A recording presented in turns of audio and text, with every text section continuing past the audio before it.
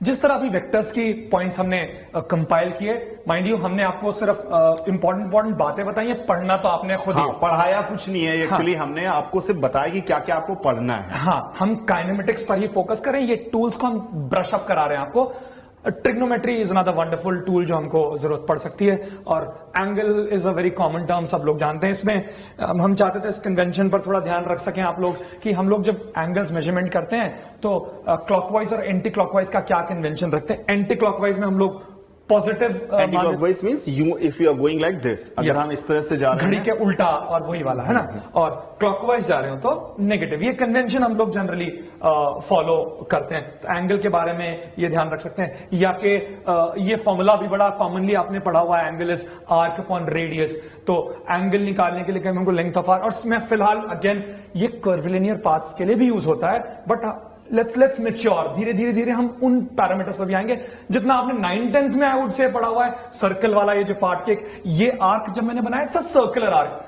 Irregular arc के लिए भी एंगल तो सर एग्जिस्ट करेगा, एंगल तो एग्जिस्ट करेगा। शायद अगर ये कुछ ऐसा भी होता तब भी सेम एंगल सबटेंड कर रहा होता। एग्जैक्टली, उस पर भी चर्चा, जैसे हमने बोला जैसे जैसे मैच्योर होंगे हम लोग, आपस में कम्युनिकेशन हमारा बढ़ेगा, हम उन पैरामीटर्स पर भी आएंगे। अभी अगेन जो simple circular arc upon radius वाला फॉर्मूला, ये एंगल का, इसमें ये ध्यान रखेंगे। आप डिग्रीज और रेडियंस दो शब्द अक्सर सुनते हैं, एसआई टर्मिनोलॉजीज में हम लोग रेडियंस फॉलो करते हैं। सर इसमें वो यूनिट और डायमेंशन वाली बात रेडियंस में जो सर ने जैसे बताया कि देखिए, जैसे आपने यहाँ पे थीटा को अगर यहाँ मैथमेटिकली देखें, ये L/R लिखा हुआ है, it is also a kind of length, it is also a kind of length. It means this quantity is dimensionless but it has unit.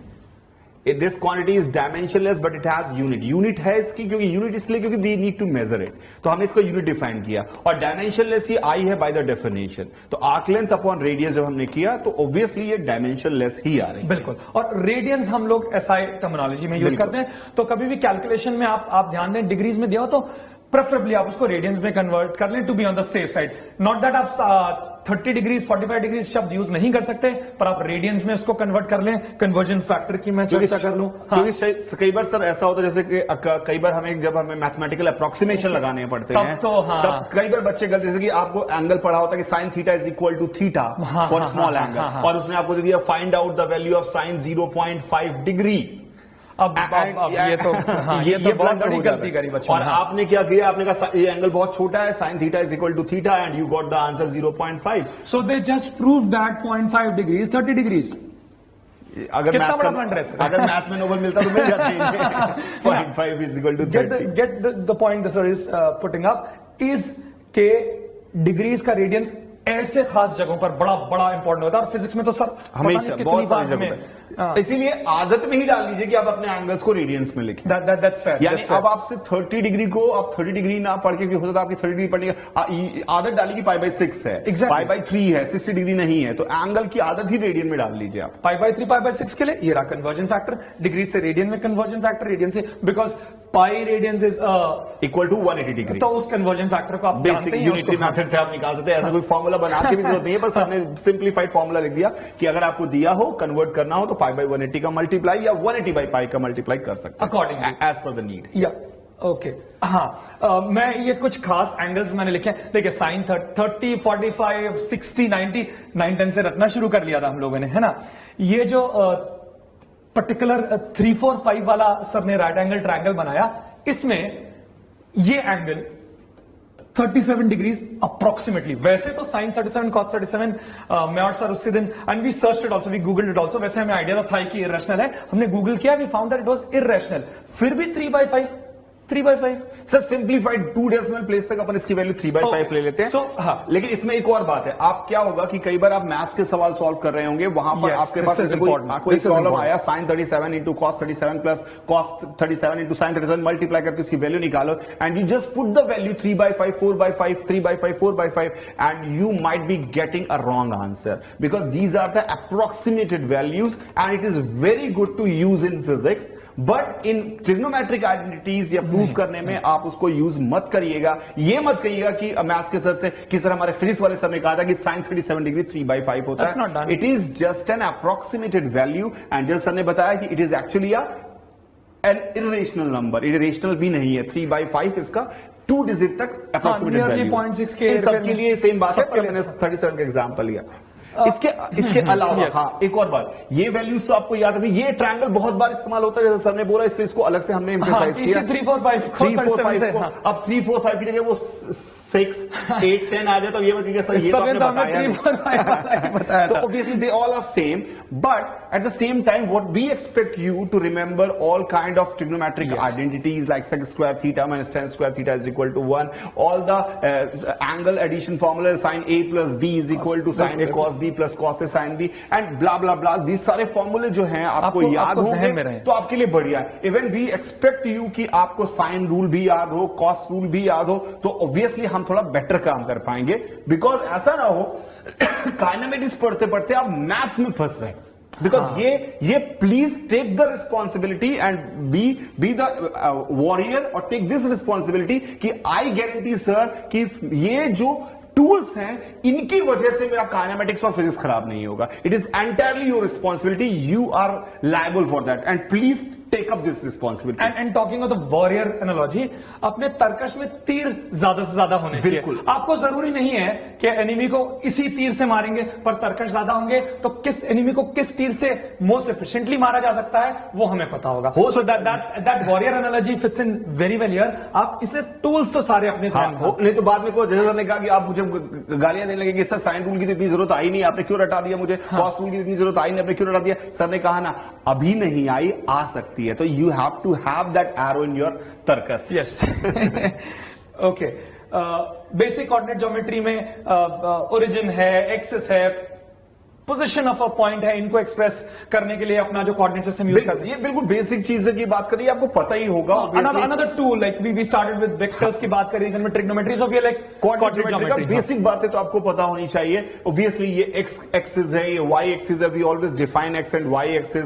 और उसमें कोई पॉइंट है तो उसको हम हमेशा एक ऑर्डर्ड पेयर के फॉर्म में लिखते हैं। द फर्स्ट नंबर रिप्रेजेंट कि एक्स में कितना चला, जैसे यहां 3 लिखा हुआ है, इसे हम एब्सिसा भी कहते हैं। और ये जो सेकंड नंबर हमारे पास है, ये हमारा y में कितना चला है, इसको हम ऑर्डिनेट भी कहते हैं। तो 3,4 कई बार लैंग्वेज में कंफ्यूजन होगा, जैसे कोई पूछेगा व्हाट इज सॉरी कोई नहीं, जैसे कोई पूछेगा व्हाट इज 3, तो 3 is the distance from y axis. It is x coordinate and it is a distance from y axis. Why I am saying this? Because कई बार सवाल पढ़ते पढ़ते आप जल्दबाजी में कर देता है बच्चा। तो कर देता है बच्चा कि वो कहता है sir distance from y axis दिया हुआ है, यानी y कोऑर्डिनेट दिया हुआ। Distance from y axis means x coordinate and distance from x axis means y coordinate. तो ये याद रखिएगा, ये डिस्टेंस 3 है y एक्सिस से, और x एक्सिस से ये 4 है। तो ये सिंपल है, ऑब्वियसली इसमें बताने की कोई जरूरत नहीं, पर हमको पता होगा। स्टिल हाँ, फिर भी हमने थोड़ा सा कोशिश की आप समझ जाएं इसको। Okay, then comes distance formula. Obviously ये सबसे ज्यादा जो फॉर्मूला यूज होने वाला, जो हम एटलीस्ट आपसे एक्सपेक्ट करते हैं कि आपको पता हो, किन्हीं भी 2 पॉइंट्स के बीच का डिस्टेंस निकालना। Not only in XY plane, in XYZ यानी कि 3 डायमेंशन में आपको कोई भी 2 पॉइंट्स दिए हों, उनके बीच की डिस्टेंस कैसे निकालेंगे। जैसे ये X1 Y1 Z1 है, ये X2 Y2 Z2 है, we need to find out the distance between them. It is actually a magnitude of vector joining these 2 points. It is the magnitude of vector joining these 2 point. तो it is X2 minus X1 का whole square plus Y2 minus Y1 का whole square plus Z2 minus Z1 का whole square. At the same time if somebody says what is this vector, तो जो आपने लिखा है ना, this I cap, this j cap and this k cap, ये vector representation भी आ गया, और वेक्टर रिप्रेजेंटेशन भी आ गया, और कोऑर्डिनेट, बिकॉज कोऑर्डिनेट और वेक्टर एक्चुअली मिक्स्ड अप ही हैं। कोऑर्डिनेट में हम वेक्टर के साथ तो ये परसीव करना हमको समझना होगा, क्योंकि XYZ बोलिए आप उसको IJ के सो वेरी ब्लेंडेड, हम उनको किस तरह से इस्तेमाल करते हैं हम पर। जो आपका बेटर हो, वो कोऑर्डिनेट में कंफर्ट होता है तो कोऑर्डिनेट की तरह सोच नहीं, तो आप बिल्कुल सही बात है, वेक्टर्स की तरह सोच सकते हैं आप। Okay, then comes slope of line. ये स्लोप एक ऐसा वर्ड है जो हमें इस पार्ट में भी और आगे भी बहुत समय काम आएगा, बिकॉज हम फिजिक्स के बहुत सारे पार्ट्स को ग्राफिकल अंडरस्टैंडिंग से समझने की कोशिश करते हैं, and we somehow interested in rate and how the things are changing. It is actually telling us how the things are changing. तो स्लोप वर्ड क्या है, जिसे आप समझने की कोशिश करिएगा। ये जो सर ने ये पॉइंट बनाया, ए पॉइंट है और ये बी पॉइंट है, इसको ऑरिजिन से ज्वाइन कर दिया ये पे। अब आप देखिए कि ए से बी पहुंचने में क्या हुआ, वाई में चेंज आया y2 minus y1 का, y2 minus y1 का, और x में कितने का चेंज आया, x2 minus x1 का। यानी for x2 minus x1 change we got a y2 minus y1 change in y। यानी कि अगर कोई बोले कि यूनिटरी मेथड है, x2 माइनस x1 के चेंज करने पर y में y2 माइनस y1 का चेंज आया, तो x में 1 का चेंज करने पर y में कितने का चेंज आएगा? तो वो y2 minus y1 upon x2 minus, that's a beautiful way to understand what slope is. यानी what is the change in y per unit change in x. That's or slope. y or x can be any physical quantity. In sometimes it will be velocity, sometimes it will be anything else. और इसको graphically this is equal to this theta, tan theta. So that's why this tan theta is defined as slope of line AB. tan theta, which is bm upon am, y2 minus y1. Geometry से भी दिख रहा है, geometry से भी दिख रहा है कि ये y2 माइनस y1, ये x2 माइनस x1. तो स्लोप हमें जरूरत क्यों पड़ेगी? To understand rate. और किसी लाइन का स्लोप का फॉर्मूला ये होता है, ये लाइन के स्लोप का फॉर्मूला है. कई बार ऐसे कर्व बना होगा सर, जरूरी थोड़ी कि हर बार लाइन हो. हाँ, और हमको कर्व के एक पॉइंट पर स्लोप की जरूरत पड़ेगी. दरअसल वो टैंजेंट का स्लोप होता है, सो कॉल्ड, ये भी आपका पढ़ा हुआ तो है. पर कई बार कर्व के एक पॉइंट पर स्लोप से बहुत सारे पैरामीटर्स हम लोग इन टाइम्स पढ़ेंगे.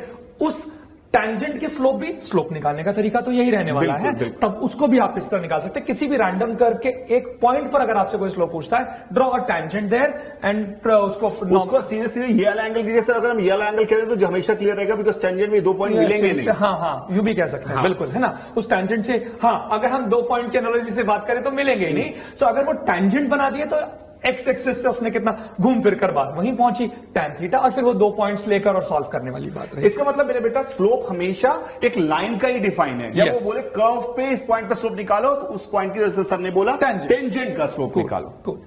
ओके. इसके बाद हाँ, अब कैलकुलस, ये हमने जो 4 टूल्स आपको नाम दिए थे, उसमें चौथा और सबसे ज्यादा, अभी मेरा पर्सनल बायस भी हो सकता है, नहीं इंपॉर्टेंट है ना.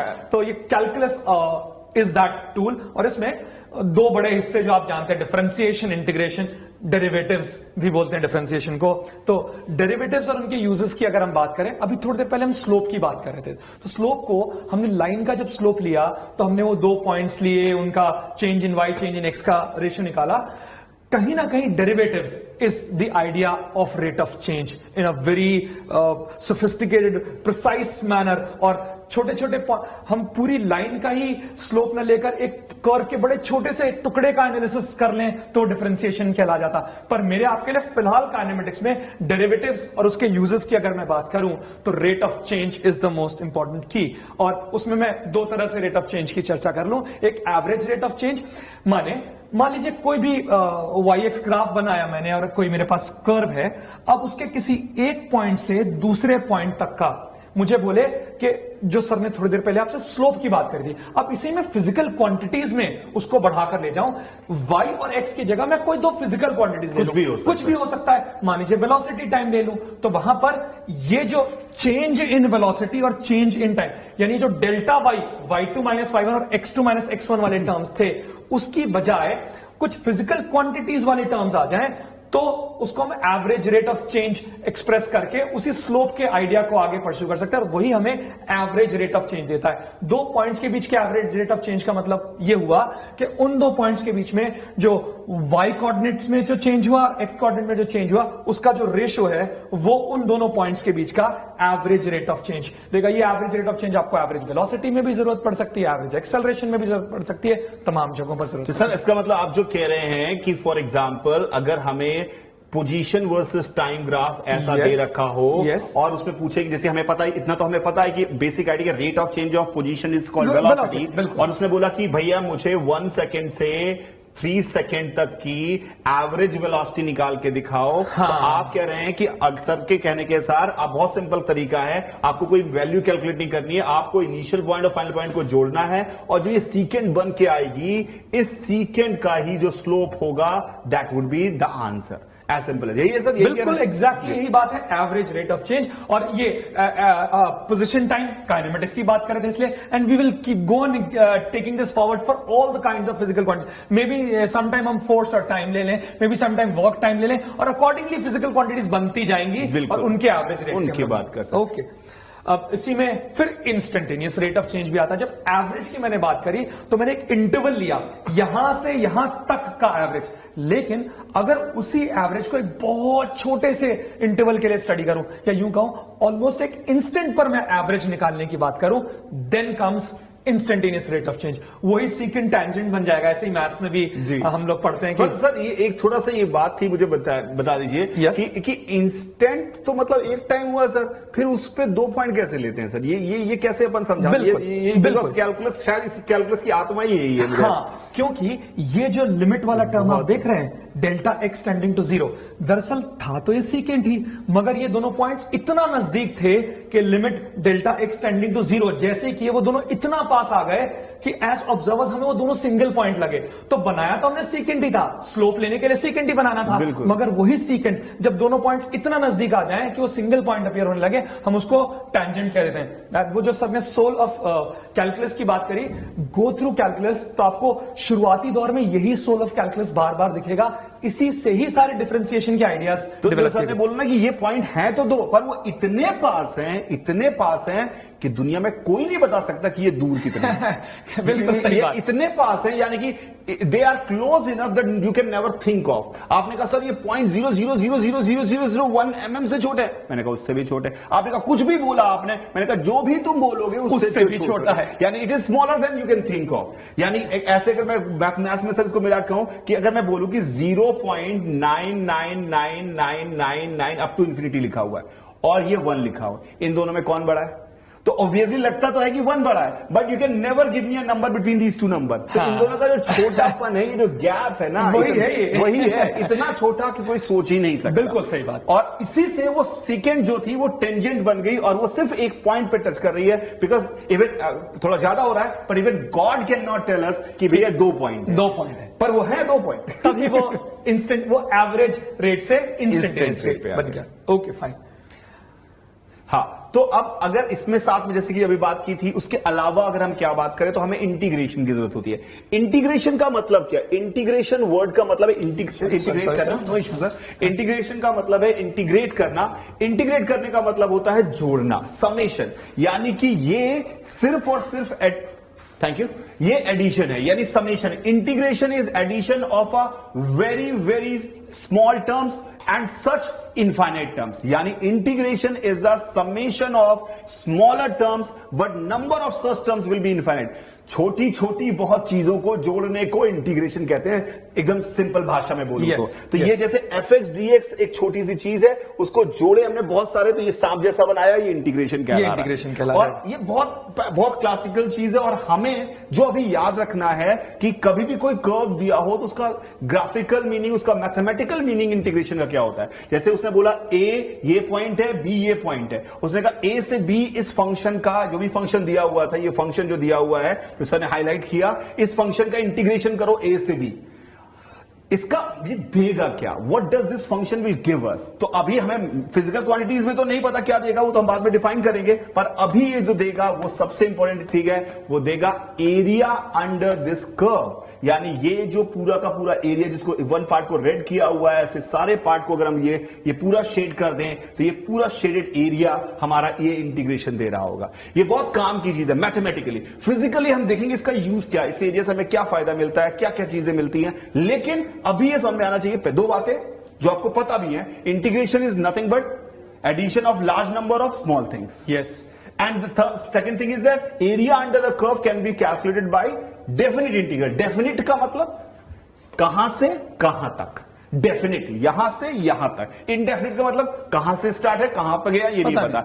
डेफिनेट मतलब कहां से कहां तक। तो ये आपको याद रखना है, और ये इंपॉर्टेंटली फिजिक्स में तो और आगे काम हमें बहुत आने वाला है कि अगर आपका कर्व एक्स एक्सिस के ऊपर है तो उसका जो एरिया होगा उसको हम पॉजिटिव एरिया कंसीडर कर रहे होंगे, और अगर कर्व एक्स एक्सिस के नीचे है और उसका जो एरिया आ रहा तो होगा उसको नेगेटिव एरिया कंसीडर कर रहे होंगे। ये हमें आगे जरूरत पड़ेगी, याद रखिएगा। हाँ। ऊपर का एरिया पॉजिटिव, नीचे का नेगेटिव, कॉमन सेंस है, ऊपर पॉजिटिव नीचे नेगेटिव, याद रहेगा।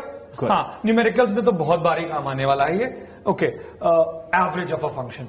सर एक एवरेज ऑफ अ फंक्शन का मैं लिटरल सा मीनिंग बताऊं एंड देन वो मैथ्स वाला आप कैरी फॉरवर्ड कर ले। एवरेज का मतलब ये होना चाहिए ना कि एक ऐसी कांस्टेंट वैल्यू जो वही काम कर दे इन अ पीरियड जो कि उस प्रोसेस में कोई वेरिएबल करा था। बिल्कुल सर, बिल्कुल। जैसे फॉर एग्जांपल आप जैसे अगर बेसिक फंडामेंटल बचपन में जो एवरेज पढ़ा था उसकी हम बात करें तो हमने क्या देखा कि किसी से 5 रुपए, किसी से 10 रुपए, किसी से 15 रुपए, किसी से 20 रुपए। तो आपने पूछा ऑन एन एवरेज 50 बच्चों का अलग अलग रुपए हैं, कुल कितने रुपए हैं? तो हम क्या ऑन एवरेज रुपए हर कितने हैं? हाँ। तो हम क्या करेंगे, सारे पैसों को जोड़ेंगे और divide by number of students कर देंगे तो एवरेज आ जाएगा। सिमिलरली जैसे एक एग्जांपल देता हूं, बहुत इंटरेस्टिंग है। जैसे हमारे को ये यहां पर वेलोसिटी वर्सेस टाइम ग्राफ दिया हो, ये ऐसे कोई ग्राफ दिया हो, वेलोसिटी वर्सेस टाइम ग्राफ दिया हो, यानी कि आप देख रहे हैं कि हर मोमेंट पे इसकी वेलोसिटी चेंज हो रही है। और अगर ये मैं यहां पर इसका आगे जाके पढ़ेंगे क्योंकि हमें शायद थोड़ा थोड़ा याद होगा आपको कि जो हमारे पास dx बाई dt होता है वो उसकी वैल्यू v होती है और x जो निकलता है वो इंटीग्रल v dt होता है। ये आपको थोड़ा थोड़ा याद होगा, ध्यान से समझने की कोशिश करिएगा। तो इसका मतलब है अगर मैं इसका एरिया अंडर द कर्व निकालूं तो वो हमें यहां से आकर डिस्प्लेसमेंट देगा। अब एवरेज वेलोसिटी जिसको हम इस सिंबल से रिप्रेजेंट कर रहे हैं, एवरेज वेलोसिटी की अगर हम बात करें तो कैसे सोचेंगे? हम कहेंगे एक ऐसी वेलोसिटी हो जो हर समय सेम हो और सेम टाइम के लिए हो, और क्या दे दे हमें? सेम टाइम के लिए, यानी कि ये हमारी वेलोसिटी जो हो वो सेम भी हो और सेम डिस्प्लेसमेंट दे दे। यानी अगर मैं सेम टाइम के लिए सेम वेलोसिटी हो और वो भी सेम डिस्प्लेसमेंट दे दे तो ये वाली वेलोसिटी एवरेज वेलोसिटी कहलाएगी। बिल्कुल सही बात। इसका मतलब है सेम ड्यूरेशन में ये चलाओ या वेरिएबल चलाओ, दोनों में आउटपुट सेम आ रहा है। जैसे समझाया, तो मेरी अंग्रेजी वाली परिभाषा से मैच भी कर गया, वो आउटपुट सेम आ रहा है। बिल्कुल सही इसका मतलब है दिस इज वी एवरेज। तो कैसे डिफाइन किया? दोनों एरिया बराबर किए। इसका एरिया तो हो गया भैया, हमें पता, अभी समझाया था सर ने कि ये डेफिनेट इंटीग्रल, और इसका एरिया क्या होगा? ये तो रेक्टेंगल है, रेक्टेंगल का एरिया क्या होगा? We average into this span delta T, और ये we average into delta T करेंगे, क्रॉस मल्टीप्लाई, इसको क्रॉस मल्टीप्लाई करेंगे तो दोनों बराबर होने चाहिए। तो वी एवरेज की डेफिनेशन क्या हो गई? A to b f x d x over a to b d x. तो ये डेफिनेशन याद रखिएगा क्योंकि ये बहुत इंपॉर्टेंट है। Why I'm saying this? For example, कई बार ऐसा जेई में सवाल आया सर कि वो बोल रहा है कि find out the average velocity over position. उसने एवरेज वेलोसिटी जनरली हमारे दिमाग में आता है कि टोटल डिस्प्लेसमेंट अपॉन टाइम, वो भी कहां से आया? वो भी तो यहीं से आया, integral V D T over integral D T. इससे भी एवरेज आया। तो हम जब जनरली एवरेज वेलोसिटी बोलते हैं तो एवरेज वेलोसिटी का मतलब होता है एवरेज वेलोसिटी ओवर टाइम, यानी हम लोग टाइम के रिस्पेक्ट में कर लेते हैं। दूसरा वाला वेरिएबल टाइम है। कई बार वो बोले एवरेज वेलोसिटी ओवर एक्स निकाल के दिखाओ, पोजीशन निकाल के। तो अब हमें ये परिभाषा नहीं पता होगी तो हमारे बस का नहीं है। यस, तो हमारे पास परिभाषा पता है तो हम इसको क्या लिखेंगे? Integral V D x over integral D x. तो ये बहुत इंपॉर्टेंट है। ये आगे चल के किसी भी जगह कुछ भी होगा तो आपको ऐसे डिफाइन करना है। जैसे कई बार ऐसा सवाल आता है, ये हो गया टाइम एवरेज, ये हो गया पोजीशन एवरेज। कई बार ऐसा होगा कि वो आगे चल के आपको देगा force as a function of X दिया हुआ है और बोलेगा average force with respect to X बताओ। तो क्या होगा? परिभाषा याद रखिए, integral F D x over integral D x. तो एवरेज बहुत काम की चीज है, पूरे फिजिक्स में काम आएगी। सिंबल देखिए, कभी घबराइएगा मत। कई बार इसे एवरेज भी लिख देते हैं, कई बार ऐसा ये इस तरह का ट्रायंगल ब्रैकेट बनाकर भी उसका मतलब वही होता है। It is the meaning of average of a function. I hope it is clear to you guys. ये हमने ज्यादा लिख दिया पर आई होप आपको ब्लैक वाले चीजें दिख रही होंगी। Average of x is F x d x upon D x. ये एवरेज का एक्सप्रेशन आपको ध्यान रखना है। क्लियर?